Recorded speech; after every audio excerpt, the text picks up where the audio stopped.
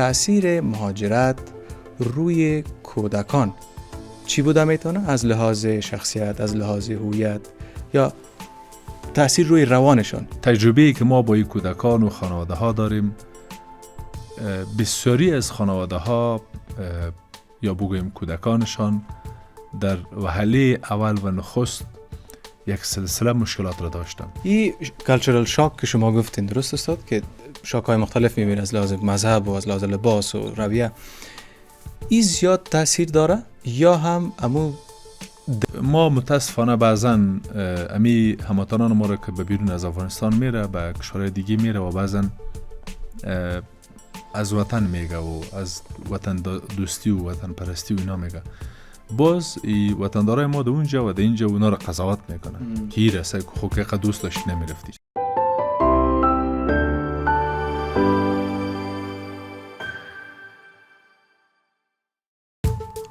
برای بسیاری از والدین موضوع مهاجرت بسیار پیچیده و حساس است. والدین در دوران مهاجرت در دو راه قرار میگیرند. آیا با فرزندانشان ایره بیاموزند که سازگار با فرهنگ جدید شوند و یا هم فرهنگ و عنعنات و کلتور خود حفظ بکنند؟ تحقیقات اخیر نشان میده که بزرگترین مشکلی که والدین با آن روبرو میشه سازگاری با فرهنگ و محیط جدید نیست، بلکه روابط والدین با کودکان در یک محیط و فرهنگ جدید است. در پادکست امروز به سلسله پادکست والدین امروز در رابطه با همین موضوع صحبت میکنیم. کودکی که در مهاجرت به سر میبره، روابطش با والدین، تأثیرات مهاجرت روی کودک و همزمان کدام راهکارها را باید والدین در دست بگیرن تا کودک صدمه نبینه و از مشکلات روحی و روانی که میتونه پیدا شود جلوگیری شود. خوشبختانه استاد عظیمی را در استودیو با خود داریم. استاد خوش آمدید. سلامت باشید، بخیر باشید. تشکر. استاد در اواخر میبینیم و میشنویم که در پادکست قبلی هم گفتیم که 70% جوانای کشور به مهاجرت علاقه دارن و آرزویشان است و رویایشان است و آرمانشان است، ولی ناخبر از این که میتونه تأثیرات سوء ناگوار هم داشته باشه. ما بحث از اینجا آغاز میکنیم که تأثیر مهاجرت روی کودکان چی بوده میتونه؟ از لحاظ شخصیت، از لحاظ هویت یا تأثیر روی روانشان چی بوده میتونه؟ متاسفانه باید بگوییم که ناملایمات که در یک کشور پیدا میشه، مشکلات اقتصادی اوج میگیره یا بعضا بحرانات ایجاد میشه، سیل میه، سیلاب میه و بالاخره زلزله میشه، بعضی از خانواده ها مجبور میشه که خانه و کاشانی خود ترک بکنه و به یک شهر دیگه، به یک ولایت دیگه بره، یعنی جابجایی داخلی صورت بگیره در کشور. بعضا این ناملایمات و مشکلات طوری میشه که بعضی ها به خاطر حفظ جانشان، به خاطر آرامششان، به خاطر تحصیلات و اولادایشان و امکانات خوبی که به بقیه کشورها هست علاقه پیدا میکنند، میل به پیدا میکنه که بره به کشورهای دیگه و مرتبط شوه به یک کشور دیگه، زندگی خود را به یک کشور دیگه ادامه بده و در یک خاک دیگه من بعد ریشه بدوانه. و ما هم که تجربه داریم در چند سال اخیری که جنگ هاست و ناملایمات است و بحران هاست و مسائل است، افغان های زیادی به مهاجرت رفت و مهاجر شد. میلیون انسان مهاجر شد و دری جوان بود، پیر بود، زن بود، مرد بود، کودک هم بود. از نظر تجربه‌ای که ما با این کودکان و خانواده ها داریم، بسیاری از خانواده ها یا بگویم کودکانشان در وهله اول و نخست یک سلسله مشکلات را داشتن، تجارب داشتن و چیزی که زیاد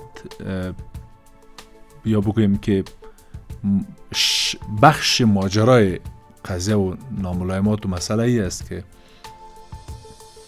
والدین در بس موارد نظر به تحلیلشان، مهارتشان، بزرگیشان، تجربهشان یا درگیری و مصروفیت شغلیشان بعضا با این ناملایمات کنار میه، جور میه، توافق میکنه. اما برای اولادا زیاد سخت میشه، برای کودکان زیاد سخت میشه، چون کودکان در کناری که کشور خود از دست داده، خانه خود از دست داده، بعضن که زیاد برای کودکان مهم است ای است که دوستانی را که قبلا در یک جای ساخته بود، در یک مکتب، در یک کوچه، در یک قریه، او دوستان خود از دست میده و حال برش دوستیابی، ایجاد ارتباط و روبرو شدن و توافق با یک مکتب دیگه، با یک کشور دیگه، با یک فرهنگ دیگه برش سخت میشه و ایجاست که کودکان هم مثل بزرگان یا بگوییم بیشتر از بزرگان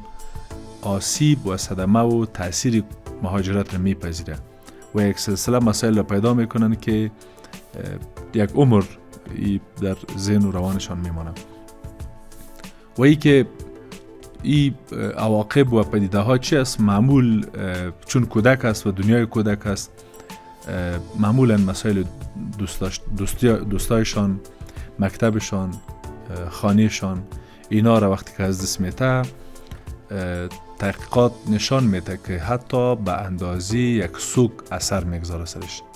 یعنی چی که کودک پدر و مادر خود از دست بده، چی که دوستان خود از دست بده، یا قریه خود و کوچه خود و مکتب خود و معلم خود و صنفیای خود از دست بده، به اندازه یک سوگ روی کودک تاثیر میکنه و در بسا موارد معمول کودک ناسازگاری میکنه با محیط جدید، حتی بعضا اضطراب جدایی پیدا میشه برشان.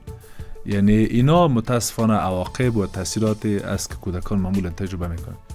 ولی به این معنا هم نیست که حالا ما گفتیم که 70% یا بالاتر از 70% جوانان افغان رویا میکنه که به خارج برن یا مهاجرت کنن.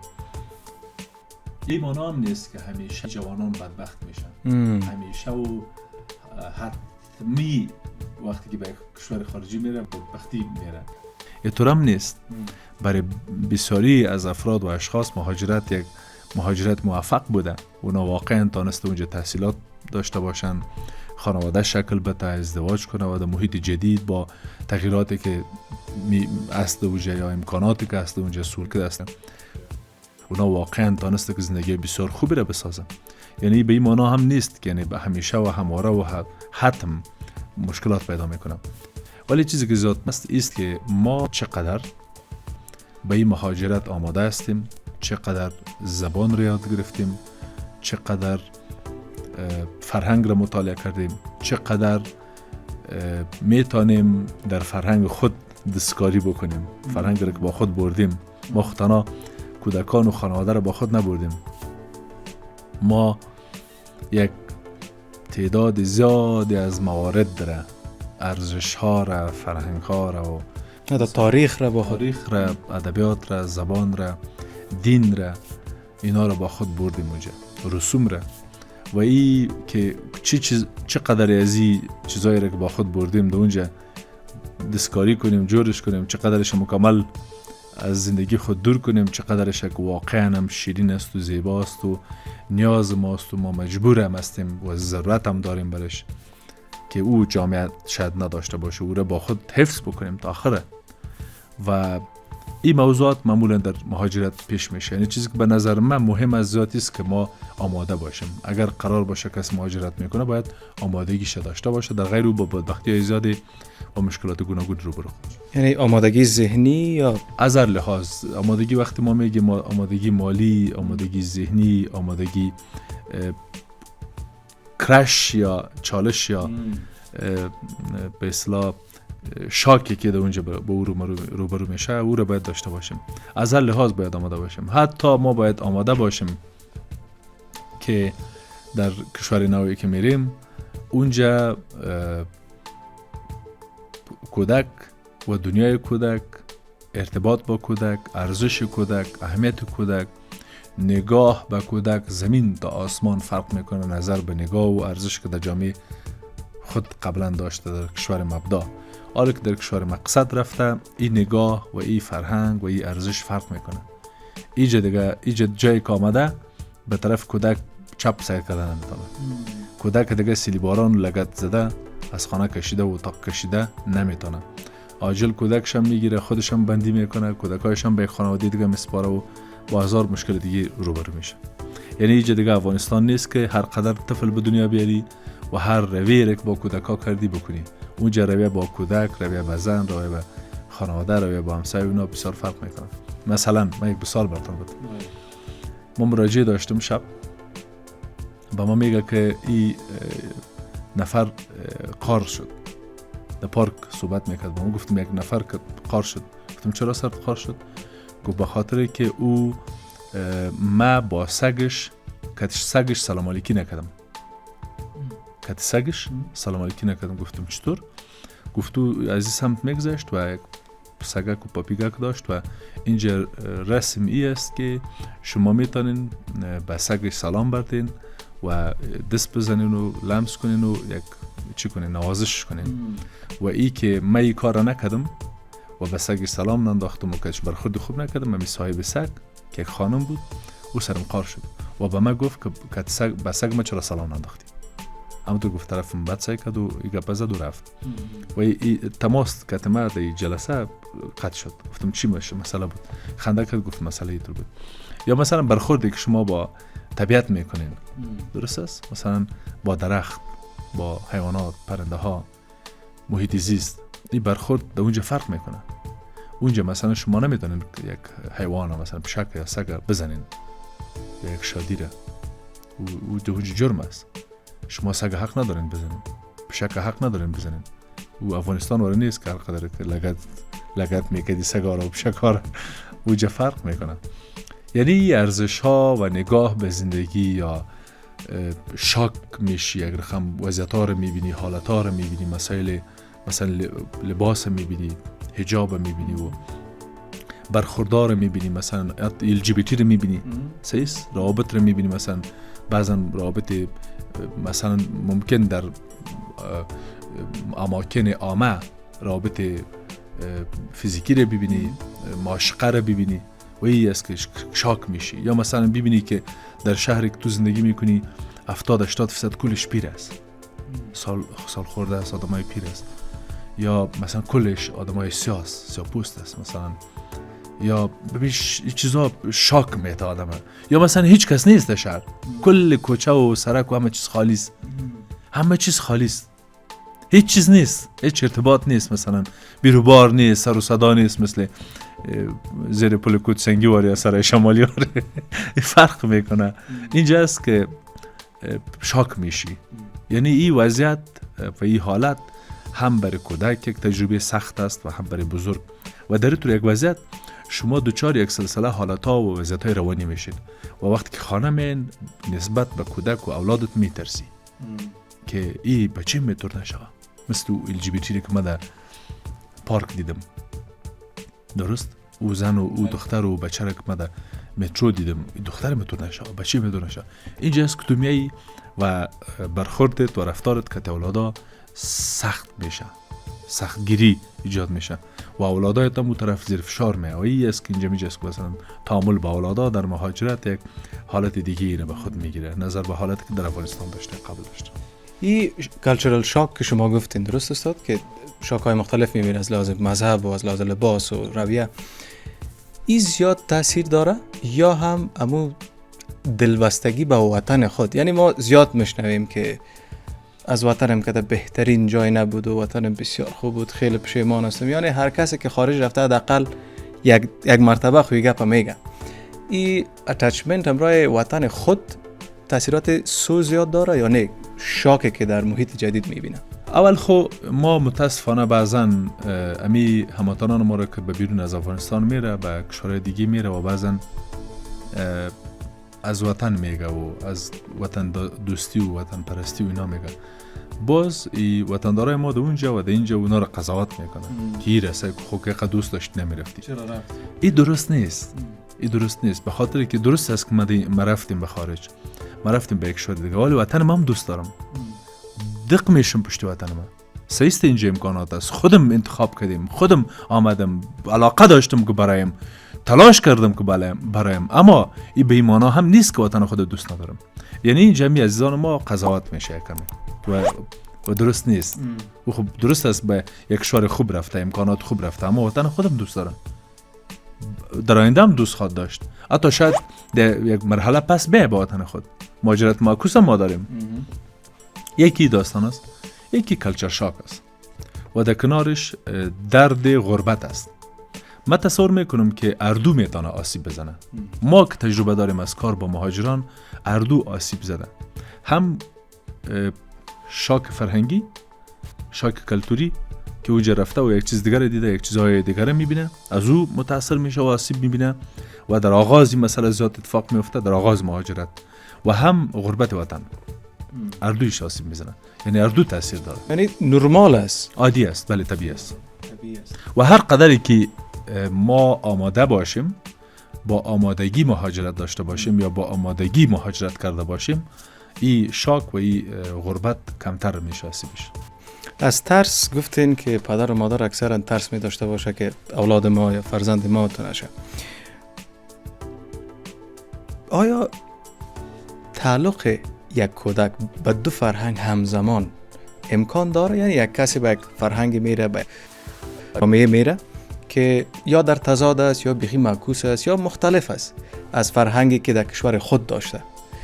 این حالی شخص چطور میتونه کودک یا یک والد چطور میتونه کودک خود طور تربیت بکنه که هم آداب او فرهنگ مراعات کنه و هم خود فرهنگ خود حفظ بکنه؟ ما نظر می است و فکر میکنم که نظر من شاید زیاد دوستا خوشم نکنه، خوششان نبیه و میلشان نباشه چیزی که میگم، ولی تجربه مایی است و یا بگویم که تجربه بقیه مهاجران که مثلا چینایی ها را مثال بتیم، هندو ها مثال بتیم، ایرانی ها را مثال بتیم، یا پاکستانی ها را مثال بتیم، یا عرب مثال بتیم به بعضی کشورهای اروپایی. تجربه‌ای که ما داریم یا تجربه‌ای که معمول در تحقیقات بیرون میشه این است که قرار نیست که هموطن افغان ما کل آن چیزی را که از افغانستان برده را سر خود و سر کودک خود تحمیل کنه. اینا آل به یک کشور دیگه رفته، به یک جامعه دیگه رفته و ما نظر و نگاهیم ایست که هر قدری که بیشتر با او جامعه انس بگیره، بیشتر او جامعه را بگیره، بیشتر او فرهنگ بخونه، بیشتر او زبان را بدانه، بیشتر او فرهنگ از خود کنه، این بسیار میتونه در موفقیتشان نقش داشته باشه. این زیاد میتونه در موفقیتشان اثر گذاشته باشه. ولی ما دیدیم که بعضی از خانواده‌ای را که مثلا 10 سال، 20 سال یا حتی 30 و 35 سال از مهاجرت میگذره و اولادایشان امروز با یک سلسله مسائل روبروست، مشکلات روبروست، دچار بحران هویت هستند و دلیلش است که والدینشان این طرف کشش میکنه و تحمیلشان میکنه و در قوطی انداختیشن، بستیش کده اولادای خود که تو باید افغان بمانی، و او طرف فرهنگی که باز است، امکانات است، فرصت است و امثال و موارد است، او طرف میبینه که دیگه دنیا است و او دنیا رو میبینه، این دنیای داخل خانه خود میبینه و دوچار یک سلسله سردرگمی ها میشه. من میگم که آن چی که در فرهنگ ما است، زیبا است، قشنگ است، مؤثر است، حتی علم و تحقیق امور را تایید میکنه، او را حفظ بکنه. ولی او چیزی که سلیقه خود پدر و مادر افغان است، علاقهش است، ذوقش است، به خصوص سلیقه، او را روی کودک تحمیل نکنه. او چیزی را که در دل خودش چنگ زده، او را سر اولاد خود تحمیل نکنه. او چیزی که به آینده اولادش میتونه مؤثر باشه، ممد باشه، او را جدی بگیره. من نظرم است که و کاری که با مراجعان داشتم، مهاجری که از کشور مبدایش بیرون میشه و به کشور مقصد میره، با 4 وضعیت و حالت روبرو میشه. یک وضعیتی است که مطلق فرهنگ و عنعنات و رسوم و رواج و دین و آیین کشور خود بسته میکنه، داستانش ترک میکنه. این مهاجر با مشکلات روبرو میشه. یکی هم مهاجری است که در اون جامعه میره و مطلق فرهنگ او جامعه را، رسوم او جامعه را، عنعنات و رواج و دین و فرهنگ او جامعه را مطلق نفی میکنه و گارد میگیره که او جامعه میزبان و مقصد. این هم بدبخت میشه. یک کمی است که هم از جامعه خود کلی چیز آورده و اینجا میخواه کلی چیز بگیره، اردو میخواه با هم گدوت کنه که هم دوچار آسیب میشه و معمولا در اینجا حتی اختلالات ممکن است که پیدا شه برای کودکانش و به خانواده‌اش. و یکی هم است که یعنی دمی جمع که نه از او فرهنگ سابقه را با خود میتونه بیاره و نه از فرهنگ جدید چیز میگیره، دمی بین یک چیز میمونه. یعنی نه افغان میشه نه او مثلا هالندی یا بلژیمی یا مثلا سوئیسی یا استرالیایی یا آمریکایی یا کانادایی و نه هم افغان میمونه، نه او میشه نه ای، در بین میمونه. من فکر میکنم که او مهاجره که از فرهنگ خوبیایش میگیره، زیباییش میگیره، جوهرش میگیره و او چیزی که پسندیده است و سرد شده به اصطلاح، پاک شده، تصفیه شده و قشنگ از به زندگی انسانی او را میگیره و در جامعه که آمده هم تمام او چیزهایی که از اونجا خوب است را میگیره و بر اساس هر دو زندگی خود مسیر رو ادامه میته. این مهاجر بیشتر کامیاب است، این مهاجر بیشتر موفق است، یا بگوییم که آسیبش کم است، صدمهش کم است و در کنارش ایران بپذیره که پذیرشی جامعه برای نسل اول هم بسیار سخت است یا حتی بگوییم که هیچ ممکن نیست. به نسل دوم نیمه ممکن است، به نسل سوم میشه که حل شود. مهاجری که از افغانستان امروز مبرایه نسل اول است و او تا که خودش زنده است غربت، درد و رنج افغانستان رو تجربه خواهد کرد. هر سرک و کوچه و پس کوچه امو کشور با کوچه و پس کوچه و خیابان افغانستان مقایسه خواهد کرد.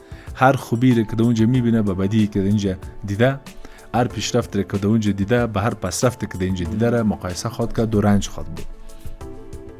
نسل دومش کمی عیار خواهد شد، دردها و نارامی فرهنگ خواهد داشت، بعضا اذیتش خواهد کرد، علاقه خواهد داشت، عشق و محبت خواهد داشت، آرزو خواهد داشت که کمک بکنه، اگر دستش هم برسه میکنه کمک، ولی به شکل خارجی و افغانی خواهد ماند.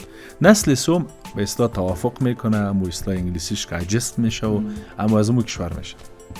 هر جایی که هست، اگر کودک مثلا اگر شما به استرالیا برین، شما نسل دومتان کم شاید از شما میگیره، مثلا فرهنگ ماست، لباس ماست، زبان ماست، غذای ماست، دوست او رو میگیره و به این فکر در ذهنش خواهد بود. اما نواسی شما یا فرزند شما دیگه استرالیایی است، او دیگه افغان نمیمونه. او اولاد شما شاید به اصطلاح اصلاحاتی که هست یک تأثیری از افغانستان مانده باشه درش، از افغانیت اینا، ولی نسل سوم دیگه خدافیزی میکنه. و ای که شما در اینجا حالا چقدر اذیت میکنین، تحمیل میکنین و فشار میارین و نباید دتر شوا و نباید دیگه به استاد به جامعه عمل بپوشانیم، نباید شوا، ای فقط اذیت خواهد کردین، فقط روح اولاد خود آسیب خواهد زدین، به ذهن و ضمیر و فکر و حواس کودک خواهد آسیب زدین. پس این موضوعات ملایمات متاسفانه خواهد. همراه به هم چو یک مسئله تقریبا یک ماه پیش ما برخوردم. یکی از شاگردای من تدریس میکنم برشان، در یکی از کشورهای غربی هستن و اینا تازه هم نرفتن، یعنی وقتشون تقریبا 3 تا 4 سال میشه که اونجا هستن. گفتن که وقت ما اینجا آمدیم، یک خود ما بسیار سردرگم و بسیار با جنجال و بسیار خانه پشت خانه دق شو، پشت جای دیگه بعضی گپا بود. یکی کودکانشان حالا میگه فهماندن ازی برشان سخت است که LGBTQ چی است، چطور است. فهماندن ازی سخت است که لباسی که کافر کی است، کدام کار خوب است، لباس چی رقم باشه و حجاب چی است. اینی مسائل میگه. یک خود جنجالای خود ماست، یکی جنجال است. حتی یک جنجال دیگه هم که میگه که غذا هر جای غذا باید نخوریم، این چرا تر از حلال و حرام. اینی مسائل هم بسیار استرس زا و بسیار فشار آور است. ما به این باور هستیم در مهاجرت و بحث مهاجرت از نظر روانشناسی که حداقل 1 2 تا 3 سال به لوکالایز شدن نیاز است و محلی شدن که تو به یک کشور دیگه میری در 2 سال 3 سال ایله که عیار شوی، توافق کنی، یعنی لوکالایز شوی، کل زبان بگیری، فرهنگ بگیری. مثلا مهاجر در چند ماه اول حداقل با اینمی درد و شاید دست و پنجه نرم میکنه که اینجا استاد کلی چیز در اپلیکیشن است، غذام در اپلیکیشن است، وظیفه‌ام در اپلیکیشن است، وظیفه پیدا کردنم در اپلیکیشن است، موترم در اپلیکیشن است، کلی چیز باید موبایل باید گوشی تلفنت پیدا کنی و ست کنی و انتخاب کنی. و بسیار سخت است برای ما استاد، چون ما قبلا میرفتیم به سر سرک استاد میشدیم، تاکسی می آمد و صحبت میکردیم و میرفتیم. حالا باید اینجا در تلفن رو تنظیم کنیم. یعنی زیاد چی است برش نو است و جدی است. کلچر شاک در چند ماه اول زیاد است، حتی در 1 سال اول، ولی اینی لوکالایز شدن و محلی شدن و خودعیار کردن به توافق او تا 2-3 سال هم وقت میگیره. تا 5 سال دیگه هم شاید اینمی مسئله که حلال و حرام در کجاست، لباس چی رقم است، ای چادر بپوشیم نپوشیم، بپوشیم اذیت میشیم، حتی لطکوب میشیم، خوشنط میشیم، نپوشیم که ارزش‌های مذهبی ما زیر پای میشه، هیچ طور شود. اینا تا 5 سال اجست میشه، عیار میشه، یعنی توافق میشه بالاخره که چی رقم بپوشم، چی بخورم، در کجا بخورم، در کجا نخورم، با کی ارتباط برقرار کنم، با کی ارتباط برقرار نکنم. اینا تا 5 سال و چند سال اول چی میشه. ولی اگر کمی بیشتر آگاهی و توافق داشته باشه و آمادگی داشته باشه، مثلا حل میشه. بزرگترین اشتباهی را که والدین در هنگام مهاجرت در برابر اطفال یا کودکان خود انجام میدن چی خواد باشه استاد؟ متاسفانه بردن اخلاق، رفتار، کردار و پنداری است که از افغانستان با خود برد. یعنی بزرگترین اشتباه والدین این است که قوانین وجره، اصول وجره، رسوم وجره، آداب وجره و کودک در جامعه را نمیپذیرن یا نمیفهمند موردش. که مثلا در اینجا لط کردن کودک، خشونت کردن کودک چه رقمی است، چه شکلی است. شما میفهمین وایس عزیز، وقتی که به من مراجعان میگه استاد این جهت تو رسته، کودک میگیره از آدم، باز بسیار او را به حق به جانبم میگه، یعنی حق به جانب هستم چرا میگیره؟ باز من برش میگم که اگر خدا صلاحیت میداد در افغانستان ما اصولی را طوری می ساختیم که اگر تو کودک تا بزنی است نمی‌جام از پیش بگیریمش. در افغانستان اوجا خوبی خی تو حق نداری که سر و صدا را بندازی. کودک تا میگیره چرا میزنیش؟ او کودک در مکتب میبره. خب یک خو او احتیاطای است که مهاجران ما هم به جانب هستن. یعنی زیاد چه قرپرسی میشه. هر روز در مکتب پرسان میشه مادرت چطور است، پدرت چطور است، جنگ است نیست اینا. یکی او است که پشت گپ میگرده. بعضی کشورهای اروپایی سوسیالیست است، سوسیال داره و به دنبال گپ است و به دنبال مسئله است. یکی او داستان است که او کم فرق میکنه. یکی داستان است که تو بچه تو میزنی، دخترت میزنی. خب نه برای چی کنه؟ چرا میزنیش؟ چرا باید کودک بزنی؟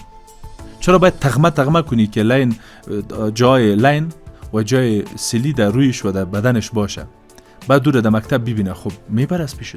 یک اصطلاحی هم که استفاده میکنه میگه سر نبره، باز به گپم نخواد کنه که خارج است، اینجا آزاد است، اینجا. خب ببینین مورد بسیار خوبی را اشاره کردین.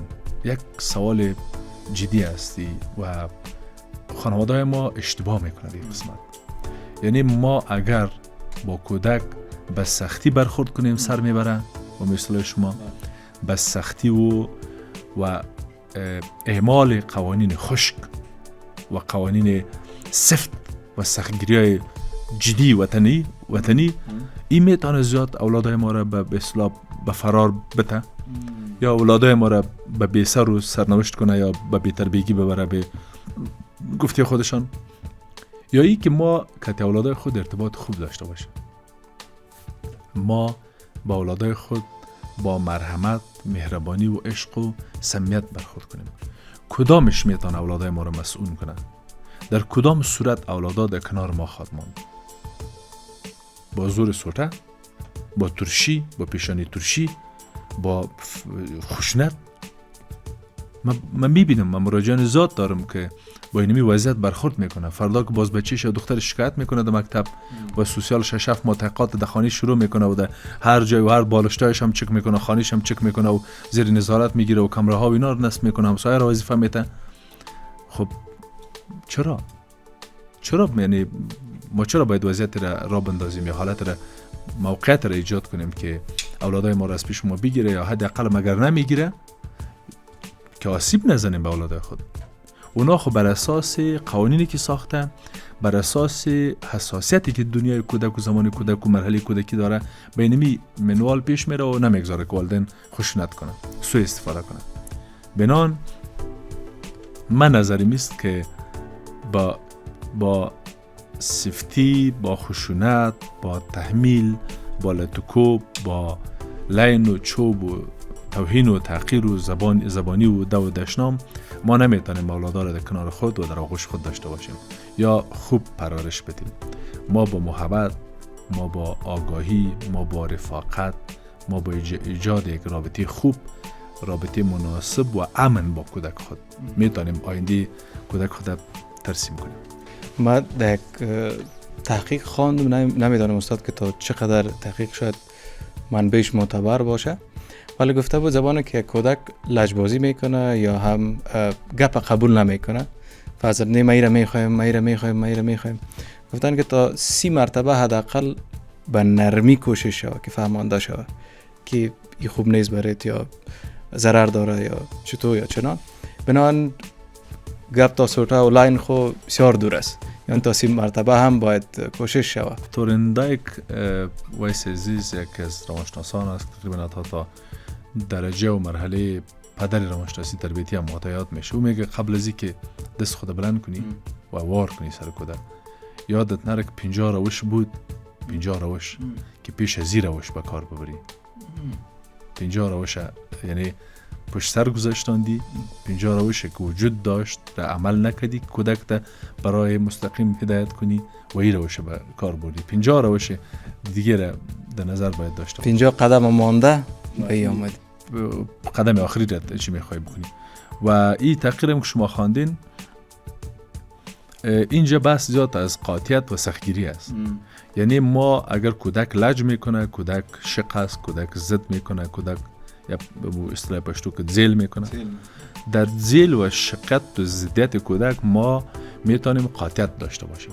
قاطعیت یعنی 1 دفعه، 2 دفعه، 20 دفعه، 30 دفعه نمیتونم میره این کارو نمیتونم، این اصلا اجازه نیست، این مورد نمیخرم برات. مثلا تفنگچه در بازارک میره در درستوی چی رسته در فروشگاه رفته می تفنگچه رو برام بخر و این قاطعیت است. 30 دفعه 40 دفعه من میگم که برش بگوین که نمیشه، هر قدر گیگریه که در قدر هم که ملاق زد بگو نمیشه. این رو میگم قاطعیتی، سختگیریم نیست، توهینم نیست، کنجوسیم نیست، روی بدم نیست. و اگر هم کودک گریه کنه هنوز خوب است، ما میگیم بگذارین کودک گریه کنه که یک سلسله یک چیز ما به نام سندروم گریه هم داریم که مشکلات گوناگون اگر کودک گریه نکنه مشکلات گوناگونی برش پیدا میشه. بگذارین کودک گریه کنه، گریش اینقدر مضر نیست برش، اینقدر آسیب نمیزنه برش که او اطاعت شما در اونمو فروشگاه اونمو چیزی که نامناسب است مثلا تفنگچه و پتاقی و چیزاست او رو برش بگیره. هیچ مشکل نیست، بزنم علاق استاد بعد است عیب است وجود دیگه زنها مردم میبینه، هیچ عیب نیست. عیب ای است که تو با اینمی کار بده که بچه‌ت انجام میده تو ازش اطاعت کنی و او یاد بگیره که دیگه اگه چیزی رو میخواستی و مادرت عمل نکرد ملاق بزن.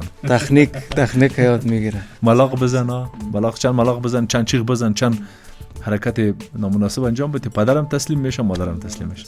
واقعیت بعضی وقت میگن که بتش گم کو می صدا سر صداش بند شو چوبش کن. یا مثلا به خصوص که چوپای که دی آخر وایس عزیز دی چی شروع شده در تلفن مثلا کودکا شوخی میکنه، چوپ نیست، مثلا غالمغال میکنه و آجل بهش تلفن میدیم. نیمی از کودکانی که امروز پیش ما میاد به عنوان اوتیستیک که اوتیسم است، اوتیسم داره، اونها هیچ کدومش اوتیسم نداره، الکترونیک بیبیست، یعنی کودکی هست که بچه تکنولوژی شده. چه تکنولوژی شده؟ یعنی کل زندگی و دار و مدارش آنلاین شده، تلفن شده و موبایل شده و کارتونی شده و زندگیش، حتی اکتایش، حرکاتش، غذا خوردنش، برخورد با مادرش، کل چیزش کارتونیک شده. اکتایش کارتونیک شده، زبانش کارتونی شده. یعنی این دیگه بچه این مادر و این پدر نیست، بچه اونمو فیلم است، بچه اونمو تکنولوژی است. ما این الکترونیک بیبی میگیم، یعنی چه تکنولوژی. یعنی ای وا بجان ای رقم وزد. مثلا همی حالی در کشورهای عربی تحقیقات میخواندم اخیراً با یک مرکز اوتیستیکی قطر در ارتباط هستیم که بعضا تجارب خود شریک میکنیم و همکاری هم داریم با هم. اونا میگن که اینجا در هر 30 خانواده یک کودک اوتیستیک است. چون این خانمای عربی که است زیاد سر خود فشار نمیاره دیگه که اولاد را سه تربیت کنه، کمی غنی و مرفه هستن و اینجاست میگه خالما رو میاره، این خالا چی رو به اصطلاح خاله که ما برش میگم، این خانما رو میاره تربیت کنه. میگه یک از نظر فرنگی هم یک چیز به نام دایه داره، فرنگ عربا هم تو است برای مادرای دیگه میسپاره کودکا رو. این میگه میسپاره برش یک کس رو میگیره وظیفه میده، میگه کودک کلان کن. او هم که دیگه تلفن برش میده. او خب اولاد مردم از دیگه. و این طرف اوکراین مهاجرینی که در اوکراین است میگن که البته خود اوکراینی در اروپا مهاجر شدن، در هر خانواده که میگه 3-4 کودک داره یک اوتیستیک است. و اون طرف تحقیقاتی که ای پی از امریکا نشر میکنه مثلا میگن که در هر 26 کودک یک اوتیستیک است، یعنی از 25 به بالا یک اوتیسم داره. اینا بیشتر از مغفلت و البته بود الکترونیک بیش بیشتر از غفلت والدین میان که شبیه به اوتیستیک است. بعضن والدین به ما میگن که استادی خود اوتیسم نداره، اوتیستیک نیست. خب ما میگیم خصیص نیست، درست است. خب پس ما جدا جدی نمیگیریم میره. ما برش میگیم که چی اوتیستیک شوه چی الکترونیک بیبی شوه، هر دو در یک مسافه و با یک پروتکل باید کار شوه.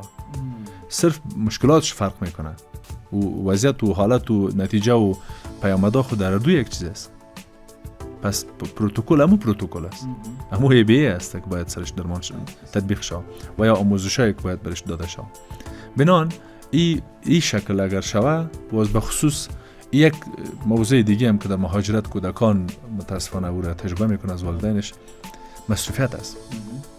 یعنی کودکی که در بخصوص در کشورهای غربی مثلا آمریکا که در کناری که لند اف اپورچونیتی است، برای اولادم زیاد وقت نمیشه پیدا کنه آدم. یعنی پدر و مادر باید بتپه بزنه بکنه 6 بجی صبح بره 6 بجی شب یا شب بره 8 شب و اینجاست که برای بچه برای اولاد وقت نیست. و این طفل یعنی اگر او پدر و مادر مهربان هم است، دوست داشتنی هم است، وقت نداره. من دوست دارم استاد، مهم است برم کودکم، ولی چطور برش وقت بکشم؟ فاصله هم میگیره. در اون زمانی که من میام 8 بجه کودکم خواب است، در اون فرصتی که من میرم کودکم یا خواب است یا رفته مکتب. و ما و خانمم صرف در ویکند یا یک شنبه و شنبه میبینیم و اولادا خب بخی قصش شاریده.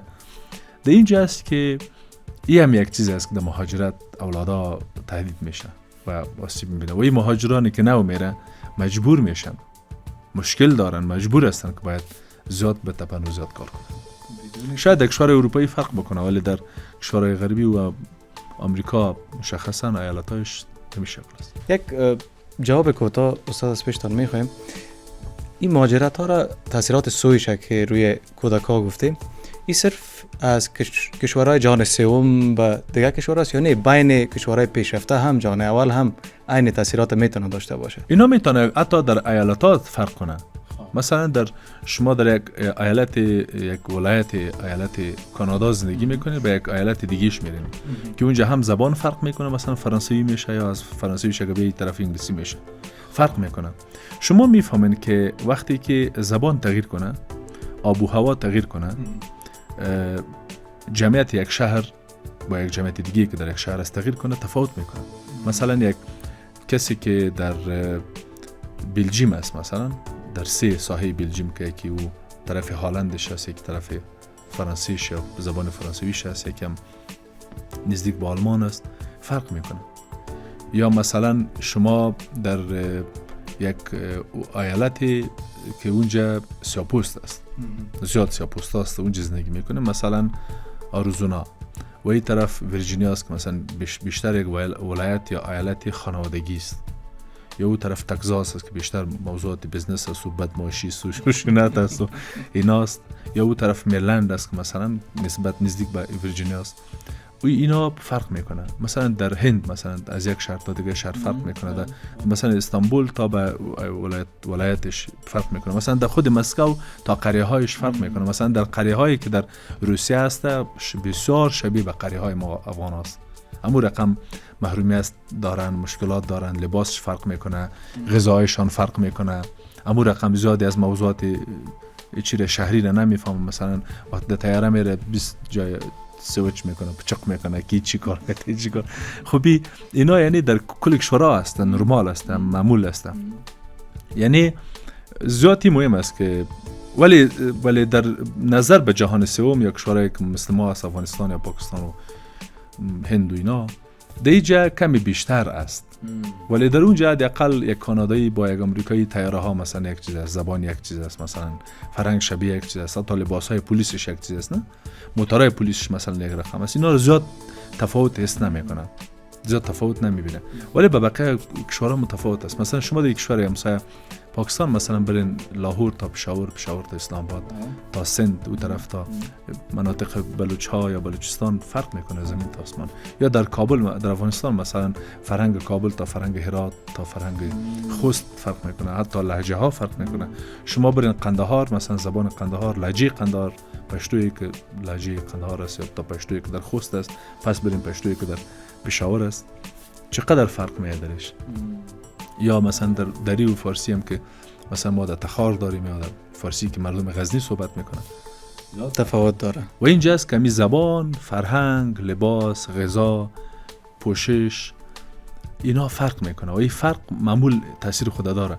ولی او کشورهای پیشرفته که هست حداقل سفرها داره، چکرها داره، تورها داره، میگرده، میشینه، زیاد چی نداره، زیاد متاثر نمیشن اولادایشان خودشان. ولی در این کشوری که ما زندگی میکنیم یا ما واقعا شاک میشیم، یعنی با دیدن دنیای بیرون از افغانستان واقعا شاک میشیم. واقعا برای ما عجیب است و شبها خواب ما میپره و روزها با مشکلات روبرو میشیم. و به خصوص رابط ما که مثلا چیزایی که حتی در افغانستان تابو است و در اونجا عام است و این زیاد ما رو شاک میده، به خصوص مسائل مذهبی، جنسی، LGBT و امثال موارد بر ما واقعا شاک کننده است. بدون شک. استاد عزیز، خانواده هایی که یا پدر مادر کمیار ما رو میبینه و یا جدیدن رفتن یا وقت گذشته، در دو حوزه چی مشوره دارن برش؟ یکی کودکشان استرس داره، انگزایتی داره از خاطر امی مهاجرت و یا به اصطلاح هم هوم سیکنس داره، وطن یادش میاد، خانه یادش میاد، در این حوزه. و یکی از حوزه تربیوی که چطور ایره با محیط فرهنگ جدید سازگار بسازه که هم عنعنات خود حفظ شوه و هم با او سازگار شوه. در دنیای اروپایی یا دنیای غربی اولاد زیاد اولاد ما نیست و این ما خوب است بپذیریم و با پذیرشی مورد میتونیم در ذهن خود تغییر بیاریم که خب حالی که نانش دولت میده، مکتبش دولت حمایت میکنه، قانونش حقش هم دولت پرسان میکنه، در این طور یک وضعیت من چی میتونم یا برای من پدر و مادر چی میمانه؟ درست است؟ من فکر میکنم که آنچی پدر و مادر مهاجر را کمک میکنه حفظ ارتباط صمیمی توأم با احترام است. ما صرف از این طریق میتونیم فرهنگ خوب خدا، ارزش‌های خوب خدا، دین خدا و هر آنچه که به نظری خانواده زیباست و با ارزش است، به نظری خانواده‌ای که حالا به کشور مقصد رسیده 1 سال یا 5 سال یا 10 سال، فقط با مهربانی، با حفظ رابطه دوستی، صمیمیت توأم با احترام و آزادی دادن به کودک و فرزند میتونه به هدف خود یا ای آرزوی خود نایل شوند که اولادایشان مسئول، افغان، خوب و زیبا بمانند. جان سپاس استاد. سلامت باشید. حضور شما افتخار است. قربانتون. ممنونم. بیننده عزیز، در پادکست امروز رابطه با کودکی که در خانواده مهاجر زندگی میکنه یا خانواده‌ای که مهاجرت کرده صحبت کردیم. در پادکست بعدی روی سختگیری والدین صحبت میکنیم. بعضا سختگیری در کشور خود ما هم معمول است که سختگیر میباشه والدین. حالا این فرهنگ به خارج هم انتقال یافته و میتونه که هوجه هم عملی شود. این سختگیری ها روی کودک چی تأثیری میتونه داشته باشه؟ روی روان، روی هویتشان و حتی بزرگ شوند. کدام تروماها را میتونه برشان به وجود بیاره؟ در پادکست بعدی روی ازی صحبت میکنیم. تشکر از توجه. خدا حافظ.